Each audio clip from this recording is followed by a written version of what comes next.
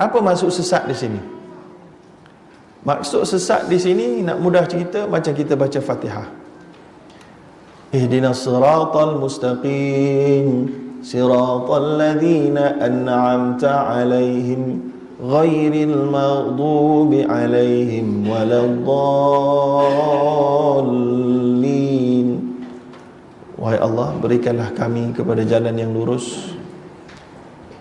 Siratal ladzina an'amta 'alaihim, jalan yang lurus itu adalah jalan orang yang telah kamu beri nikmat kepada mereka. Yang telah kamu beri nikmat, yang telah. Siapa tu? Minan nabiyyin was-siddiqin wasyuhada was-salihin. Dalam ayat yang lain, ya, iaitulah para anbiya, orang yang mati-mati syahid pada jalan Allah, siddiqin, contohnya Abu Bakar As-Siddiq, ya, was-salihin, yang telah beri nikmat kepada mereka. Contohnya dah ada, orang yang telah diiktiraf ini. Kemudian ghairil maghdubi alaihim, bukan orang yang kamu murkai, dan bukan pula orang yang sesat. Ghairil maghdubi alaihim, siapa yang marah? Siapa yang dimurkai? Siapa yang memurkai?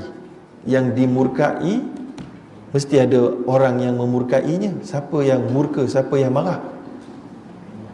Maksudnya ghairil maghdub, orang yang dimarahi, kalau nak terjemah mudah. Siapa yang marah? Kata para alim ulama dalam tafsir At-Tabari, dalam tafsir Ibnu Kathir, Al-Qurtubi dan lain-lain, Allah sengaja tak sebut siapa yang marah. Sebab nak ceritanya, yang marah ni bukan satu, Allah sahaja, tapi Allah, malaikat, orang beriman, alam ini semua ni marah. Keluarga orang yang jahat tu sendiri marah. So apa beza maghdub dengan dhal, sesat dengan dimurkai? Sekali lagi, para ahli ulama antaranya As-Sa'di mengatakan maksud orang yang dimurkai itu begini. Kalau kita ada dua orang anak, ya, bukan kita lah, senang cerita, Nabi SAW, ada sahabat Nabi yang rapat dengan Nabi, dan ada orang-orang Arab kampung yang tak rapat dengan Nabi datang sekali-sekala. Kalaulah orang yang rapat dengan Nabi, yang dah tahu tentang hukum hakam, tiba-tiba buat salah, Nabi marah. Nabi marah. Sebab itulah seorang sahabat Nabi dah kata dah, jangan pakai, laki tak boleh pakai emas. Tiba-tiba dia pakai cincin emas depan Nabi pula tu. Maka Nabi nampak, Nabi tak cakap dah. Nabi panggil dia, Nabi tarik dia punya cincin, Nabi campak sahaja. Nabi marah. Sebab dah patutnya reti, tak reti juga. Dah ada ilmu tapi tak amal, maksud dia. Al-maghdubi alaihi maknanya orang yang ada ilmu tapi tak amal. Semua itu dinamakan maghdubi alaihim. Ya. Ciri ini, dia punya tauqir, dia nak tahu siapa tauqir maghdubi alaihim ini. Pernah ditanya oleh sahabat kepada Nabi, maka Nabi kata orang Yahudi. Sebab tu dalam tafsir Al-Quran, kebanyakan bila hurai dalam surah Fatihah ghairil maghdubi alaihim, maksud dia siapa? Yahudi.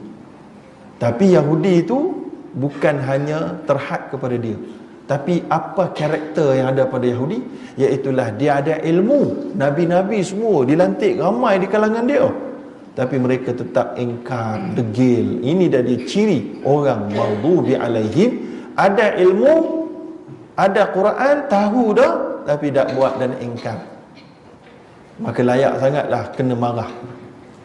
Banding dengan orang adhal, sesat. Orang sesat, ciri dia Nasrani, iaitulah yang kononnya percaya Tuhan ni ada anak dan ada 3 bentuk. So mereka ini salah amal, beramal tapi salah, sebab tak ada ilmu, salah ilmu. So namanya sesat. Tokeh dia Nasrani. Maka dia tak dimarah. Sebab apa? Sebab dia memang tak tahu. Dia tak tahu, dia tersesat jalan, diingatkan betul, maka dia tidak dimurkai, tapi dia sesat. So bila kita keluar rumah, kita nak minta elak jadi orang yang sesat dan menyesatkan. Kadang-kadang kita yang jadi penyebab sesat, sama ada sebab akhirat, sebab benda berkaitan dengan akhirat. Kita yang ajar orang tentang satu ibadah, rupanya kita tak ada ilmu tapi nak ajar juga. Sebab itulah Umar bin Abdul Aziz pernah kata, man amila min ghairi ilmin kana ma yufsidu akthar mimma yuslih. Barang siapa yang beramal tanpa ilmu, dia lagi banyak buat salah daripada buat betul. Dia rasa je betul tapi salah je. Kan macam ada orang kan, dia tak belajar betul-betul cara mandi wajib, dia pun mandi ikut dan ya, tiba-tiba tak sah, habis solat-solat dia tak sah, itu tak sah. Sama macam orang pergi haji tak belajar betul-betul, kemudian pergi haji macam-macam salah, tak bayar dam, kemudian amal-amal wajib haji tak buat betul-betul, maka telah keluar daripada ihram, maka salah lagi, kemudian tak buat dam, banyak macam tuan-tuan. So sesat. So ada juga sesat yang kedua, orang yang menyesatkan kita. Dan ini sesat kerana agama, ada pun sesat kerana benda-benda yang bukan agama. Dua-dua cover. Maknanya sesat yang kita minta jauh ni, sesat dalam urusan agama, orang sesatkan kita atau kita sesatkan orang. Yang kedua, kita minta jauh, kita sesatkan orang dalam bab dunia, pun sama juga. Kan? Contohnya, kita kata ubat ni bagus untuk kamu ni, sihat. Orang tu makan, kita pun tak ada ilmu sebenarnya, mentam saja. Orang makan makin sakit, boleh mati. Sesat sebab kita kata bagus. Orang tanya kita, perlu tak berubat ni tuan? Saya rasa tak perlu. Kita tak ada ilmu tapi buat-buat pandai. Kita tak payah jumpa doktor ni. Tak, minum je air bacaan Quran 60 juzuk, sihat insya-Allah. Betul kan? Orang tu pun tak pergi jumpa doktor sebab percaya kat kita, maka orang tu pun mati. Itu pun satu hal juga. Ataupun sesat kerana sesat jalan, kan? Bab dunia. Ingat ke kot jalan ni nak pergi sana, rupa-rupanya kita disesatkan oleh Waze. Tahu Waze? Encik Waze ni kadang-kadang menyesatkan juga. So kena doa supaya Encik Waze tidak menyesatkan kita. Tahu Encik Waze? Tak tahu? W-A-Z-E. Kalau tahu tu hebat lah, up to date lah tu kira. Ya, navigator gitu. Ataupun Papago, tu Papago, bukan Papagomo, bukan, itu lain. Papago. Baik, an adilla au udall, itu dia ada sesat, maksud sesat tu yang kita tak nak. So ingat, sesat maksud dia apa? Tak tahu yang betul tapi buat amal. Yang maghdub tahu ilmu yang betul tapi tak mau buat, engkar. Tokeh dia Yahudi, yang Nasrani tokeh untuk yang dimurka, yang sesat. Okey. Tapi sesat ni tak semestinya ke neraka. Sesat ni dia cuma kena realign saja, kena bagi balik, betul balik. So jadi kita jangan mudah-mudah orang sesat kita tu kata dia neraka. Sebab dekat ujung mungkin dia sempat taubat, kamu yang menyesatkan dia yang tak sempat taubat. Jadi siapa yang sesat, siapa yang sesat akhirnya? Orang yang sesat itu boleh belajar lagi.